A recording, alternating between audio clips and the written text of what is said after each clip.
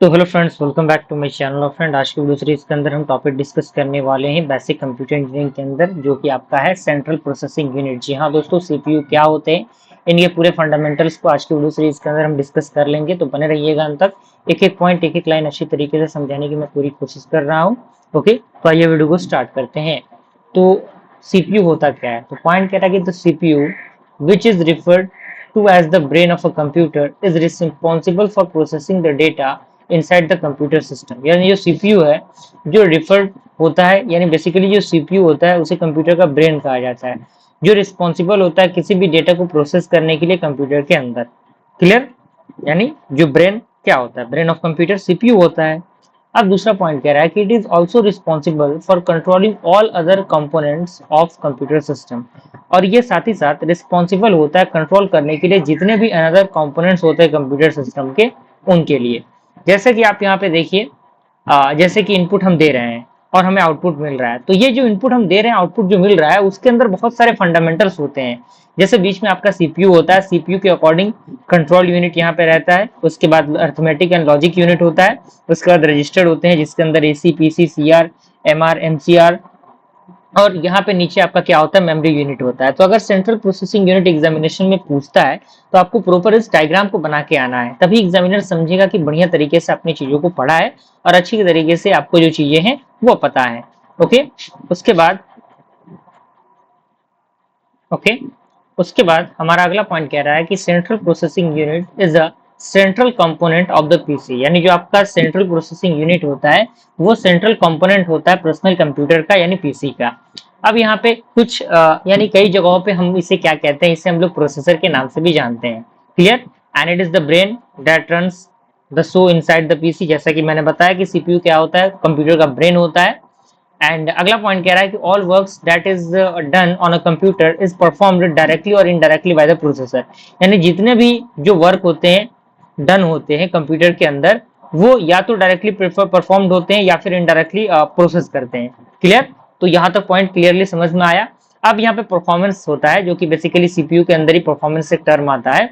Okay, तो यहाँ पे आप यहाँ पे देखिए, जैसे कि परफॉर्मेंस की हम बात करें, तो यहाँ पे कह रहा है कि the processor is probably the most important single determinant of system performance on the PC। यानी जो प्रोसेसर होता है वो प्रोबेबिलिटी क्या है, काफी इंपॉर्टेंट है, जो कि एक सिंगल डिटर्मिनेंट का काम करता है सिस्टम के परफॉर्मेंस के अंदर उस पीसी पे। अब यहाँ पे दूसरा पॉइंट कह रहा है कि will other component also play a की रोल इन डिटरमाइनिंग परफॉर्मेंस। मान लीजिए कोई भी अनदर कंपोनेंट है जो एक की रोल को परफॉर्म कर रहा है डिटरमाइन करने के लिए परफॉर्मेंस को, तो जो प्रोसेसर की कैपेबिलिटीज है और वो क्या करेंगी, डिटेक्ट करेंगी मैक्सिमम परफॉर्मेंस सिस्टम के। ओके, एंड अगला पॉइंट कह रहा है कि the other device only allow the processor to reach its full potential. अब यहाँ पे सॉफ्टवेयर सपोर्ट की हम बात करें, कौन कौन से सॉफ्टवेयर सपोर्ट होते हैं, तो यहाँ पे newer and faster processor enable the use of the latest software. यानी आपको पता है कि जब भी हम किसी भी लेटेस्ट सॉफ्टवेयर को यूज करेंगे तो हमारे लिए बेहतर रहेगा, और इसीलिए किसी भी सॉफ्टवेयर को अगर हम यूज करेंगे तो हमारे लिए रिकमेंडेशन मिलता है कि हम हमेशा लेटेस्ट वर्जन को यूज करें, क्योंकि लेटेस्ट वर्जन जब जब आएगा तब तब चीजें थोड़ी सी अपडेटेड रहेंगी। And in addition new processor such as that i3, i5, i7 with MX technologies and enable the use of specialized software are not usable on the yearly machine। Okay, यानी अगर हम बेसिकली न्यूअर प्रोसेसर को use करेंगे, जैसे i3, i5, i7 हो गया, वो कहीं ना कहीं बेहतर रहेगा। और अगर हम डल हम अपने कह सकते हैं कि डल प्रोसेसर को यूज करेंगे तो कहीं ना कहीं हमारा सिस्टम भी डल काम करेगा, है कि नहीं। अब यहाँ पे एक टर्म आता है रिलेबिलिटी एंड स्टेबिलिटी की। तो पॉइंट कह रहा है कि the quality of the processor is one factor that determines how reliably your system will run. यानी जो क्वालिटी होता है प्रोसेसर का, वो एक पहला फैक्टर होता है जो डिटरमाइन करता है कि आखिर कैसे जो आपका सिस्टम होगा वो रिलेबल होगा और रन करेगा। And will must processors are very dependable. यानी जब आपका काफी जो प्रोसेसर है काफी डिपेंडेबल हो जाते हैं एंड सम आर नॉट, तो दिस इज ऑल्सो डिपेंड और to some extent on the age of the processor. And ये डिपेंड करता है कुछ एक्सटेंट पे जो आपके प्रोसेसर की एज होते हैं and how much energy it consume. Okay, and अगला पॉइंट कह रहा है कि the CPU consist of control unit. यानी जो सीपीयू होता है वो कंट्रोल यूनिट को कंसिस्ट करता है, अर्थमेटिक एंड लॉजिक यूनिट को कंस्ट्रक्ट करता है, साथ ही साथ रजिस्टर सेट को क्या करता है, कैरी करता है। क्लियर? अब यहाँ पे मेन ऑपरेशंस आते हैं, जो कि सीपीयू के अलग अलग ऑपरेशंस परफॉर्म होते हैं सीपीयू के अंदर।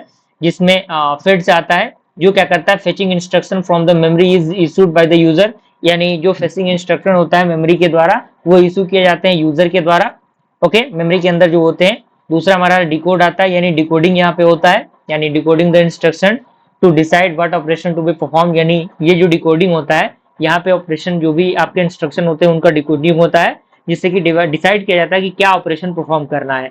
तीसरा हमारा आता है एग्जीक्यूट, यानी एग्जीक्यूट करना इंस्ट्रक्शन को, और लास्ट हमारा आता है स्टोर, यानी स्टोर करना मेमोरी के अंदर। अब यहाँ पे स्ट्रक्चर दिया हुआ है सीपीयू का, आपको इसके डायग्राम को बनाना है, और ये जो डायग्राम आपका दिख रहा है डिकोड एग्जीक्यूट स्टोर फेच, इस डायग्राम को भी आपको अच्छी तरीके से बना लेना है, ओके।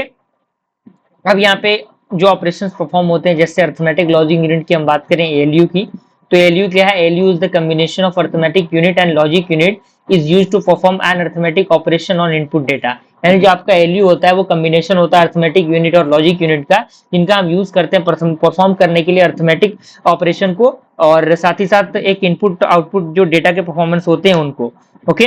जैसे कि आप मान लीजिए कि प्लस है, माइनस है, या फिर एडिशन, सब्सट्रैक्शन, मल्टीप्लिकेशन, डिवीजन हो गया। और जो लॉजिकल यूनिट होते हैं उनका हम यूज करते हैं परफॉर्म करने के लिए लॉजिकल ऑपरेशन को, जो कि इनपुट डाटा में परफॉर्म होता है, जैसे कि less than equal to, greater than equal to, या फिर और, नॉट, एंड, ये सारे जो ऑपरेशंस होते हैं इनको परफॉर्म करने के लिए हम लॉजिक यूनिट का यूज करते हैं।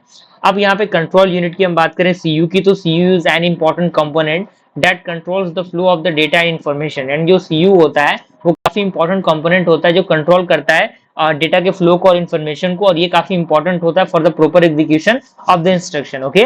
तो इसी के साथ हमारा ये जो टॉपिक है वो कंप्लीट हुआ, सीपीयू अच्छी तरीके से आपको समझ में आ गया होगा। मिलते हैं अगली वीडियो में, थैंक यू।